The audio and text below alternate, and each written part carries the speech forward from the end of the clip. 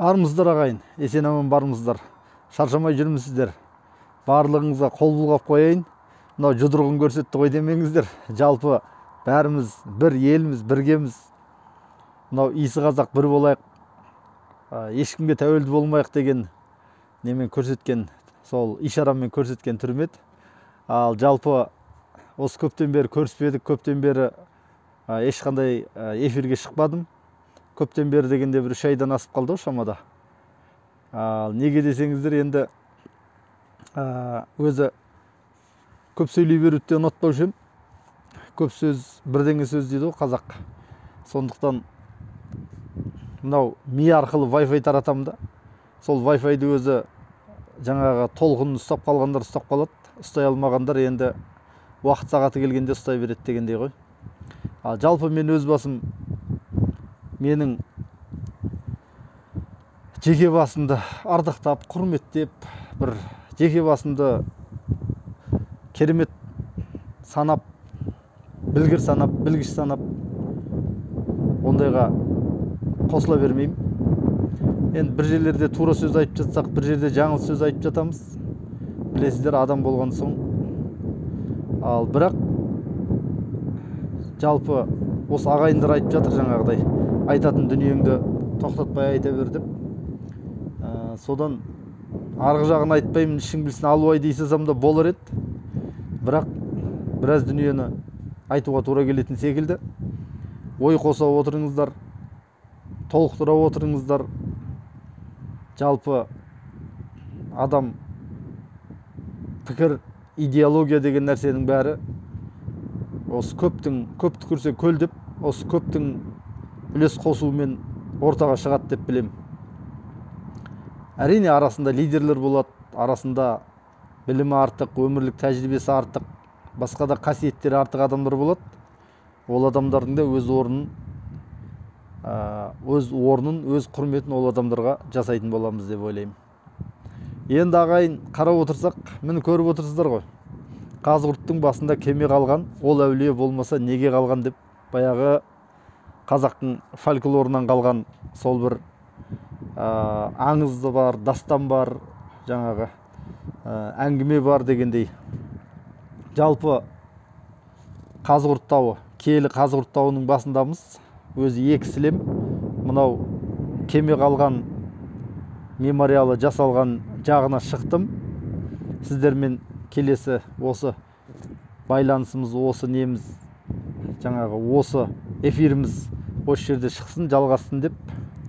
Жаңа бір кісілер, көп адамдар шашың түсіп қалды, көрдің ба, Аллахқа қарсы келіп едің, Аллах шашыңды түсірді дейді. Енді білмеймін, шаш деген енді бір сыпыра жаман емес секілді. Шапкамды да шешіп көрсетіп қойайын деп жатырмын ағайын туғандарға. Жалпы алғанда аманбыз, түгенбіз, жақсы. Арасында онша-мұнша болып қалады енді кішкене. Өзі жаңағыдай тұмсығы қышығандар, сол арабтың Аллахына сүйенсек, қаба сақалымызды қойып, басымызға сәлдемізді орап алсақ, мына қазақтарды қорқытып жібереміз. Қазақтардың миына құя берсек, жаңағыдай сендер арабқа қарап тоңқайғансың дей берсе, сонда біздің рухымыз сынып қалады деп ойлайтындар да жоқ емес. Ондайлардың өзін әруақ құдай көрсетіп жатыр, көріп те жүрміз. Қазақ айтады ғой, әруақ ұрған оңалар дейді. Оңалмас дейді, кешіріңіз. Әруақ ұрған оңалмас, құдай ұрған оңалар дейді. Сондықтан қай бір шеттің идеологиясын тасып жүрген, шеттің идеологиясын қолпаштап, соның қолтығына су бүркіп, соның жаңағы шабарманы болып жүрген қазақтың біраз азаматтары бар. Енді ол кісілер уақыт өте келе өздерінің ат айналып қазығын табары сөзсіз. Біреу ерте, біреу кеш.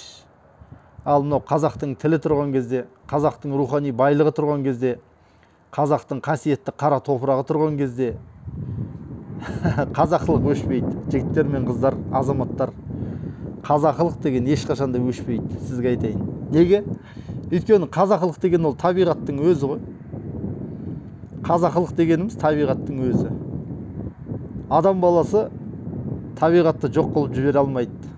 Дүние жүзіндегі бүкіл ядролық боеголовканың бәрін жаңағы жарып тастайтын болса да табиғатты жоя алмайды.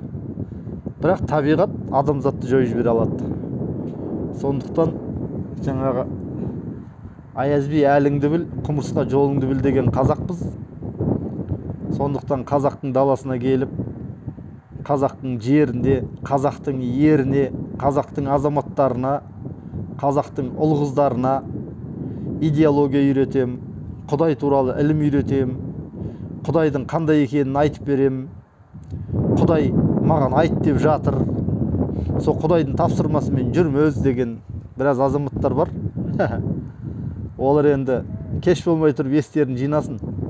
Болмаса әруақ Құдай деген ол қазақтың әруағымен ойнаған адам әрқашанда түп тамырымен, тұқымымен жойылып отырған.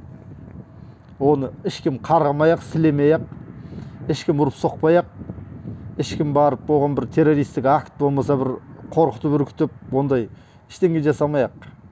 Өйткені әруақ Құдай деген қазаққа жақ болған ғой тарихта. Енді басымызда не нәубет өтпеді ағайын.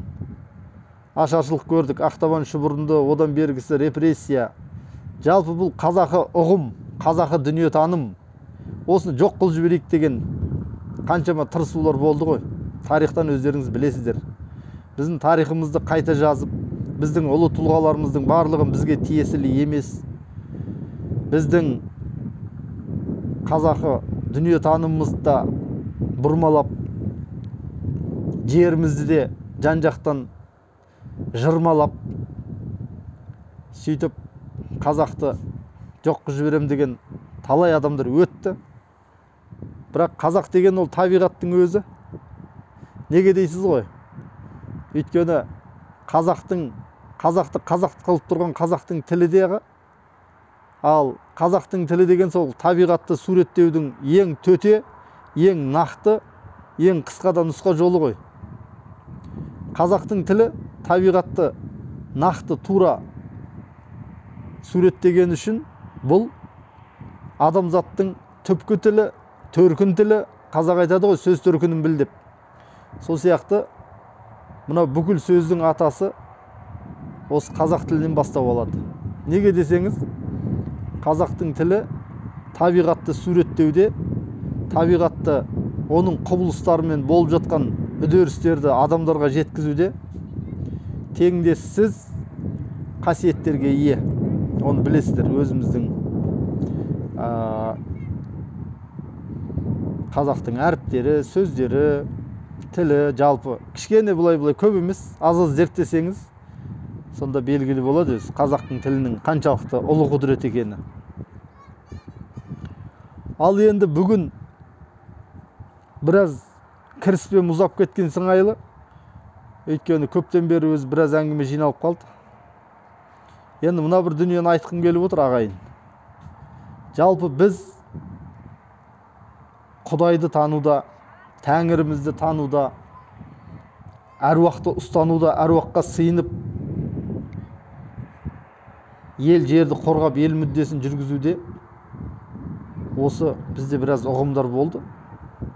Бар әлі күнге дейін, мысалы ол бітпес ұғымдар деуге болады.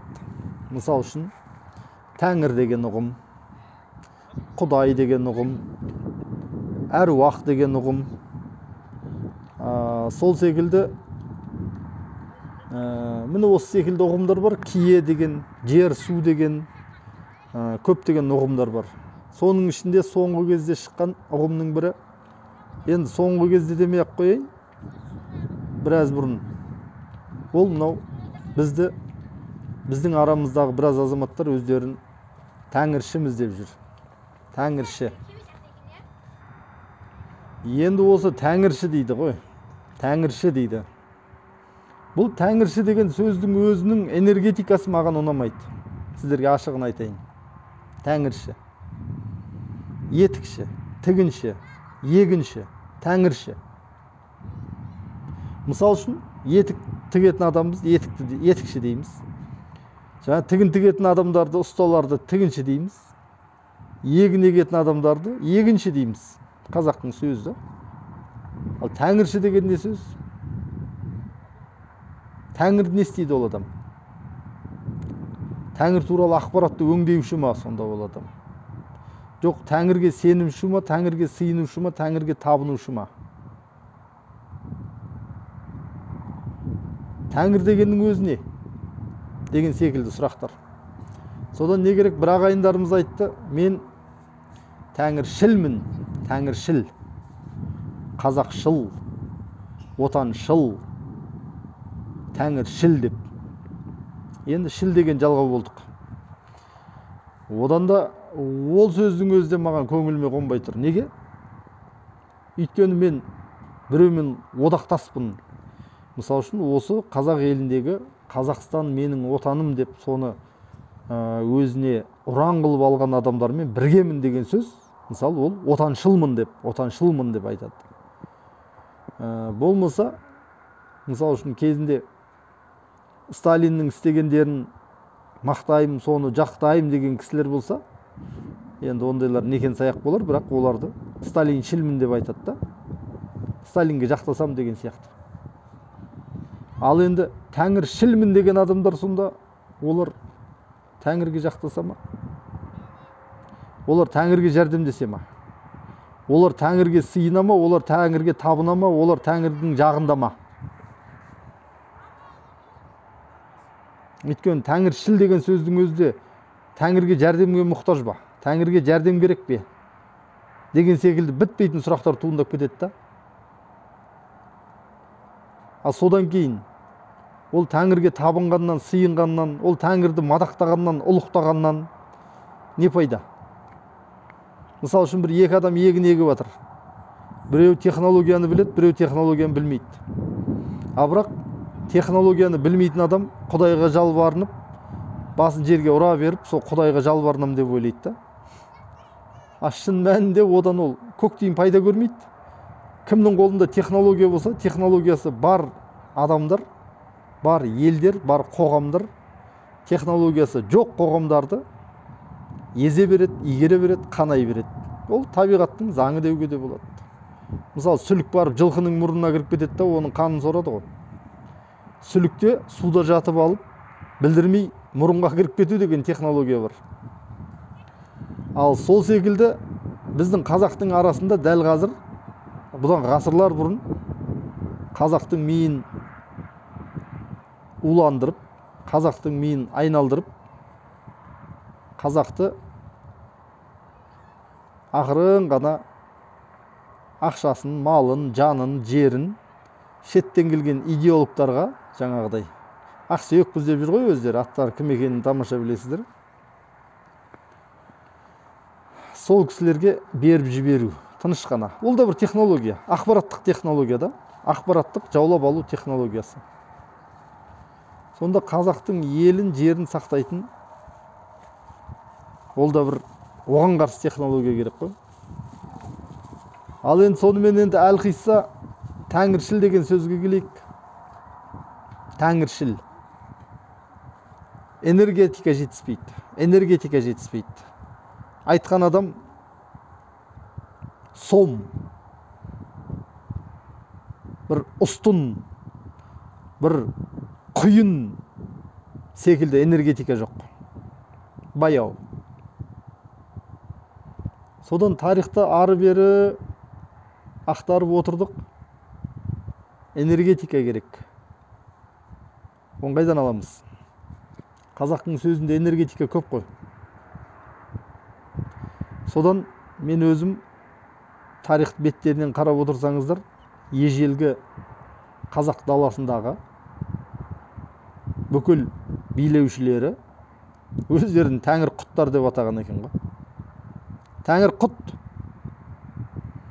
Құт деген сөздің өзі біз құтты болсын деп жатырамыз ғой. Берекелі болсын, жақсы болсын деп жатқан енді бір молшылықты болсын, қайырлы болсын деген сияқты мағына. А негізі құт деген сөздің нақ мағынасына келетін болсақ, нақты бір ауыз сөзбен. Құт деген сөз, жалғас деген сөз.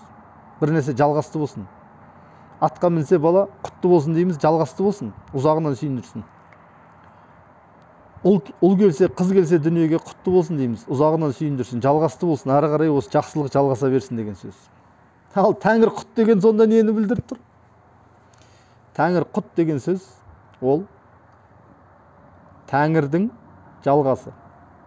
Жер бетіндегі Тәңірдің жалғасы. Сонда былайша айтқанда Тәңірдің ісін жалғаушылар, Тәңір құттар. Міне осы сөздің энергетикасы маған аса ұнады. Тәңір құт. Мінекей керемет қазақтың даласын көріп тұрмыз. Мына Қазығұрт тауының үстінде. Мына жақта машиналар, жол, күре жол. Мінекей. Мен айтпақшы болған тағы бір осы жердегі бір өзара бір келісіп алатын дүние бар сияқты. Ол дүниенің аты Тәңір деген қандай ұғым деген. Тәңір деген қандай ұғым? Құдай, біреулер Аллах, Яхова, Бог. Біз Тәңір, Құдай, әруақ деген сондай бір ұғымдарымыз бар.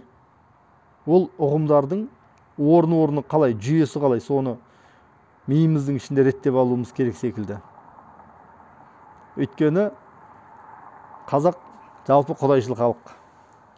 Жалпы біз Құдайға сенеміз, Құдайды ұлықтаймыз, Құдайды мадақтаймыз енді.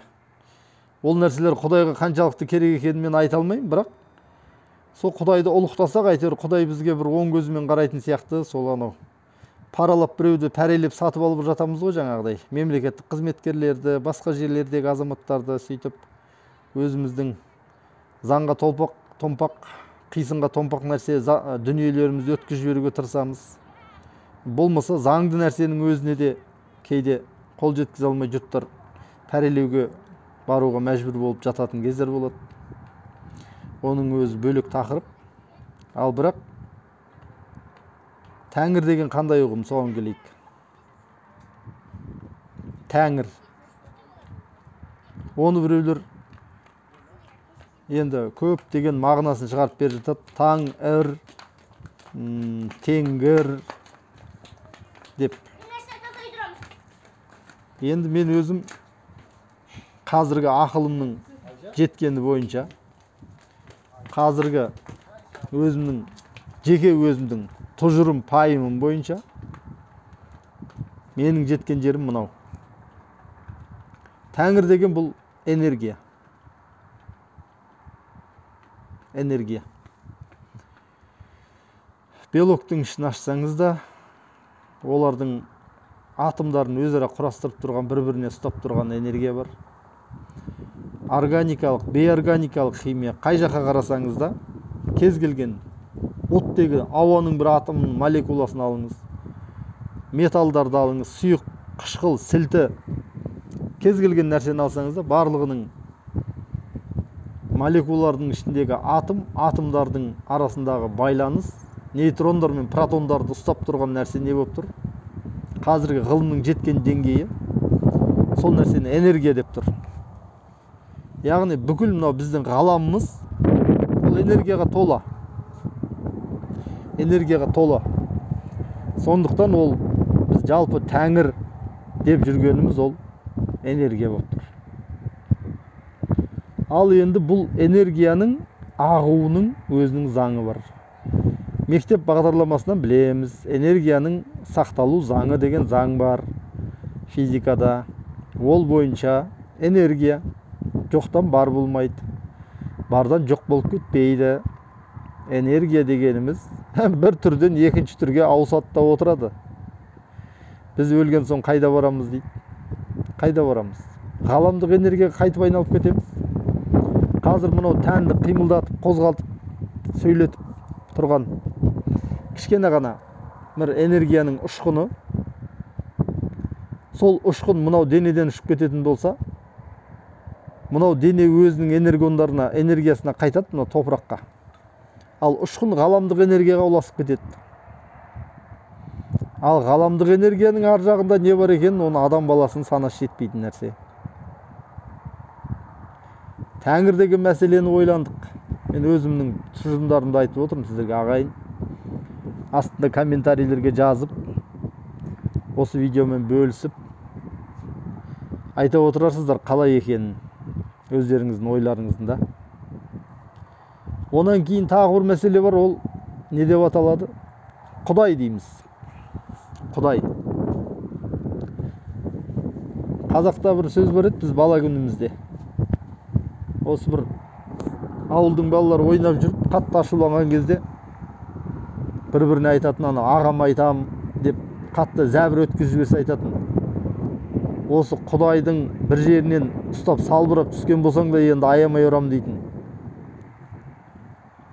Сонда қарасақ, қазақ деген Құдай дегенді, мысалы үшін бір топ балалар ойнап жатса, қазақ не дейді?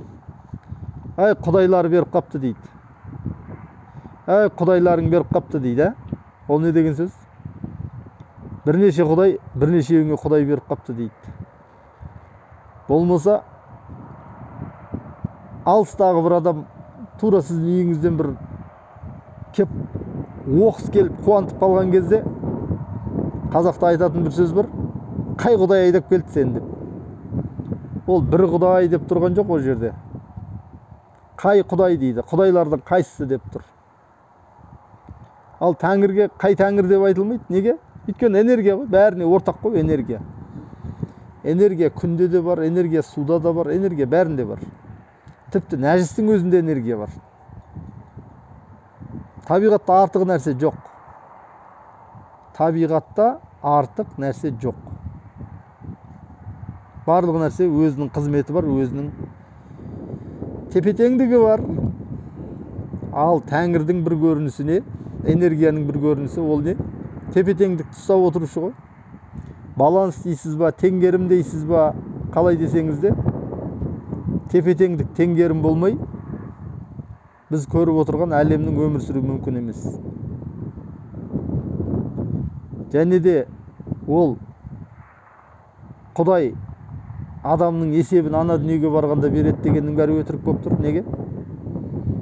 Өйткені әлемдік энергия заңдары бойынша бір істелген жамандық немесе бір қастандық сияқты нәрселер олар жауапсыз қалмайды. Осы дүниеде қазақ айтады ғой, көресіңді көрмей көрге кірмейсің дейді. Жалпы біз тәңір, енді Құдай туралы айтып жатырмыз біз. Құдай деген ұғым ол жер бетіндегі әр территорияларда орын алатын энергиялық қосылыстардың бір формасы. Яғни, мысал үшін, қазақтың оңтүстік жағында бір энергия формасы бар. Сол энергия формасы қалай қалыптасады ол? Ол энергия формасы сол жердің ауасымен, суымен, табиғатымен, топырағымен, жаңбырымен, бұлтымен қалыптасады. Және сол энергия формасы сол жердегі тіршілік көздерінің сол энергия формасына қарай өзгеріске ұшырауына себеп болады. Мысалы, шөл даладағы өзінің бір энергия формасы бар. Былайша айтқанда, шөл даланың бір құдайы бар. Сол энергия формасы бойынша шөл далада тұрған адамдар жаңағы сол климатқа қарай өзгере бастайды. Сол жердің жануарлары да, құстары да, басқалары да, ол жерге энергия формасы тура келмейтіндер өмір сүре алмайды. Ол жерде мысалы шөл далада жылан, кесіртке, шаян секілділер қалса, ал жануарлардан түйе секілді сондай шөлдің жануарлары қалады. Ал Арктикада өзінің энергия формасы бар. Әр энергия формасы әр табиғаттың жер жүзінің әр аймақтарында, аумақтарында бар да. Және сол энергия формасы, мысалы мен қазір түрімді қарасаңыз, білмеймін енді, біреулер кәріске ұқсатады, біреулер саха моңғолдарға ұқсатады, біреулер қалмаққа ұқсатады, біреулер қазаққа ұқсатады деген секілді да. Бірақ менің осы тұрысымда мені Сурхандарьо деген Өзбекстанның бір аумағына апарып тастайтын болса, Фергона ма, Фарғона дейді олар, Ферганская долина. Онда бір 10 жылдан кейін менің қастарым қарайып, түрім өзгеріп, сол жергілікті климат мен өзінде бағындырып алады. Ол не деген сөз? Жергілікті энергия формасы мені өзіне сайғып қайта жасайды. Егер мен оған көнбейтін болсам, не мен ол жерде өліп кетем, не жер аударып кетем. Болды, басқа несі жоқ. Ал енді кезінде мына қазақтың даласына көшіп келген көптеген ұлттар, ұлыстар жаңағы. Орысы бар, Украины бар, немісі бар, шешені бар, басқасы бар, кәрісі бар дегендей. Қазақтың тіліне сөйлеп, қазақтың арасына енгендер қазақ болып кетті солар.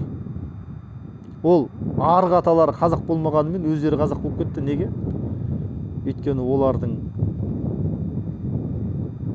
тұрып жатқан жеріндегі энергия формасы оларды сол жердің табиғатына сай адам қылып өзгертеді. Ал ол жердегі табиғатпен үндестіктің ең негізгі көрсеткіші ол тіл. Табиғатты суреттеу үшін, табиғатпен үндесу үшін біз тілді пайдаланамыз ғой. Бір-бірімізге тілді пайдаланамыз, сөйлесіп. Ал енді Құдай дегеніміз сол ғаламдық бүкіл энергияның бір жергілікті формалары да. Шөл далада, тропикте, мұхитта, мысалы, енді шамасы түсінікті болды Құдайдың кім екенін. Ал енді әруаққа келейік. Әруақ. Қазақ жауға шапқанда әруақтап шапқан. Әруақты жоқ деп ешкім айта алмайды. Әруаққа сыйынбаймын. Әруақ мені қолдамасын деп ешкім айта алмайды. Әруақ ұрған кезде аузыңды айырып жібереді. Анау Туканың айтқандай, аталарым айтсам аузыңды айырып жібереді дегендей. Енді әруақ дегенде аталар деп былайша қарапайым тілде аталар деп айта салуға да болады былайша. Бірақ ол кішкене ашықтауды талап етеді. Неге? Өйткені ата бабадан қалған өз энергетикалық жол бар. Біреу етікшілікке бейім, біреу ғылым білімге бейім, біреу тігіншілікке бейім деген сияқты. Сол қанындағы нәрсе адамды белгілі бір жолға итермелейді. Өзі мынау ердәуіт ұстанатындар дейді, темірмен жұмыс істейтін азаматтар, емшілікпен айналысатын азаматтар бар, басқа кәсіп қуған, малшылықпен, басқа кәсіппен айналысатын азаматтар бар. Сонда қарап отырсақ, әруақ дегеніміз біздің ата-бабамыздан қалған ақпарат жолы ғой. Сол ақпарат жолын, сол ақпаратты біз өз кәдемізге жаратып, соның ішіндегі бар дүниені өзіміздің күнделікті өмірдегі мәселелерді шешуде пайдалануға тырысуымыз, ол әруақ шақыру деп аталады. Мысал үшін, баяғы қазақтың батырлары жауға шапқан кезде әруақ деп ата-бабасының әруағына сыйынып, өзінің руының ата-бабасының әруағын шақырып тұрып, жекпе-жекке шығатын болған. Неге? Арқам шымырлап кетті, азаматтар. Неге? Өйткені әруаққа сыйыну сол өмірдің сәтіндегі пайда болған мәселені шешудегі адамның бойындағы ақпарат, күш-қуат, соның барлығын қалыпқа бір неге түсіріп, бір жүйеге түсіріп, дәл сол бағытқа жолдауға көмек береді адамға. Мінекей, біздің ата-бабаларымыз неге әруаққа сыйынды? Ал енді мынандай сұрақ. Сол жер-судың құдайына сыйынсаң, өзіңнің әруағыңа сыйынсаң, ғаламдық энергия болып табылатын Тәңір, ол сені жазалай ма? Ол сені ұра ма, соға ма, ұрса ма? Жоқ, онда еш нәрсе жасамайды. Мынау Құдай адамдарды тозаққа салады, отқа салады, болмаса жаңағыдай рахатқа батырады деп жатады ғой енді. Ол тағы бір тақырыпқа арқау бола жатыр ағайын. Жалпы сөздің қысқасын айтқанда, өзімді Тәңір құт деп жарияладым. Тәңірдің құты, Тәңірдің жалғасы, табиғатпен үйлесе отырып, отанына, еліне, жеріне пайда тигізетін азаматтарды Тәңір құттар деп өзім атаймын. Тәңір құттар әруақ деп жаза кетіңіздер. Арда болайық, аман болайық ағайын.